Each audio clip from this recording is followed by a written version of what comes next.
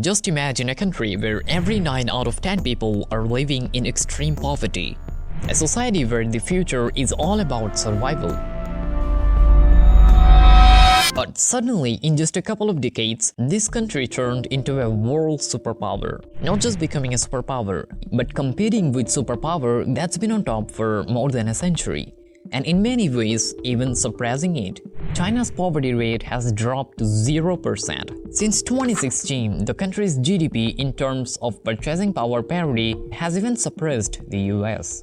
But how is this actually possible? How can a country recover from such a bad situation and rise like this? Let's figure it out. Now, China has one of the oldest civilizations in history, and it wasn't in a bad situation then. Between the 1st and 18th centuries, China contributed 1/3 of world's GDP. In 1820, China's GDP was 6 times bigger than Britain's and 20 times bigger than the US's. But after that, something is weird happened in China. Different powers began fighting inside the country, and things became very chaotic. However, we will start our story from 1949, when the modern China was born, with the creation of People's Republic of China. The leader of this was Mao Zedong. He was a hardcore believer in communist ideology. And just like other famous communist leaders, his first thought when running the country was that if you want to make the country's economy strong, you have to make it fully self-reliant. For this, he started taking different steps one after another, and all of them gave really bad results. Although a few gave some positive results, like some industrial development happened in China during his time, but compared to the negative consequences, these developments were nothing. Just because of the great leap forward, there was a famine where around 30 to 45 million people died. Through the Cultural Revolution, the country was made even scarier than North Korea. Finally, when Mao Zedong died in 1976, the situation in China was somewhat like this.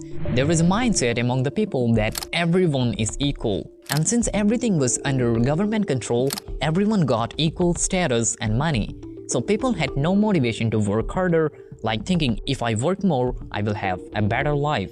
But in 1978, Deng Xiaoping became China's paramount leader. This man is the main character of our story. The reason China is where it's today is mainly because of him. Now, both were communist leaders, both were autocratic, but he wasn't a believer in ideology exactly like Mao Zedong.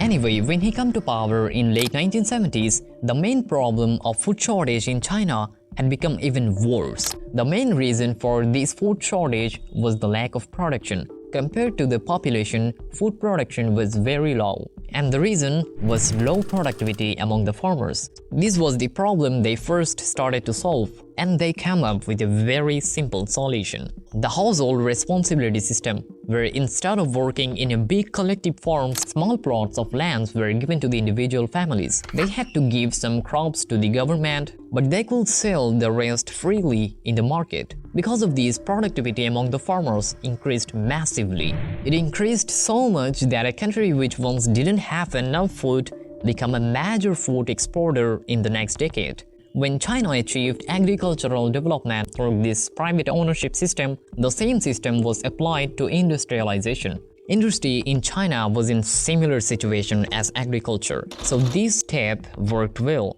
But for industry, they didn't just take one step and stop. Of course, if they had just done that, then Made in China wouldn't become world famous. Alongside this, Deng announced the open door policy, which opened China's economy to the whole world. But he didn't apply this system across China all at once, because he followed a bottom-up policy, starting from the lowest level. So if anything went wrong, the effects won't spread across the whole country. For this, 4 provinces were first selected. They were called special economic zones. And of course, since these areas were meant for foreign investment, special rules were applied. These rules were inspired by Dubai. Things like low taxes, cheaper land, basically making it attractive for businesses to invest. Alongside Dubai, China was also inspired by Singapore's economic development. Singapore became independent from Malaysia in 1965, when the country was in very bad shape. In the next decade, it achieved economic growth and became one of the 4 Asian tigers, all under an autocratic leader. So the Chinese administration could relate to Singapore's model very well. From 1990 to 2011, around 20,000 Chinese government officials were sent to Singapore to research their economic model. This thinking and learning approach is basically one of the main reasons for China's economic growth. Notice, China's main superpower is its population. But if it wasn't properly cared for, it could have been its biggest weakness. The Chinese government handled this very well, gradually increasing spending on education and research and development. Also, in a country with a huge population, many rural children often suffer from malnutrition. The Chinese administration focused on this too. In 2011, they launched a program called Nutrition Improvement. It was applied in various rural areas, where each child got 3 yuan for later increased to 5 yuan, and around 35 million students benefited from this program. When China made its people skilled, it didn't leave any path where they could face unemployment or fall behind in any way. Day by day, the number of special economic zones increased, which also encouraged entrepreneurs among Chinese people. Step by step, they started trading with different countries across different continents, including joining the World Trade Organization and Asia-Pacific Economic Cooperation. China benefited the most from all of these. In 2013, the Targeted Poverty Alleviation Program was implemented. It identified poor families in rural areas and worked to lift them out of poverty. The Chinese government identified 100 million people as poor, which was 7% of total population. From 2012 to 2015, more than half of them were lifted out of poverty. And from 2016 to 2019, the rest were also lifted out. As a result, China's poverty rate eventually reached 0%. To prevent corruption, high-profile anti-corruption campaigns were also launched.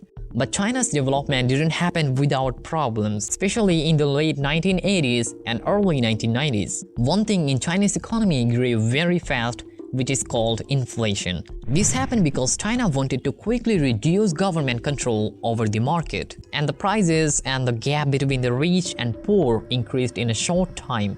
Even though after the Soviet Union collapsed, former Eastern European countries experienced hyperinflation when they took similar steps. China did not face that.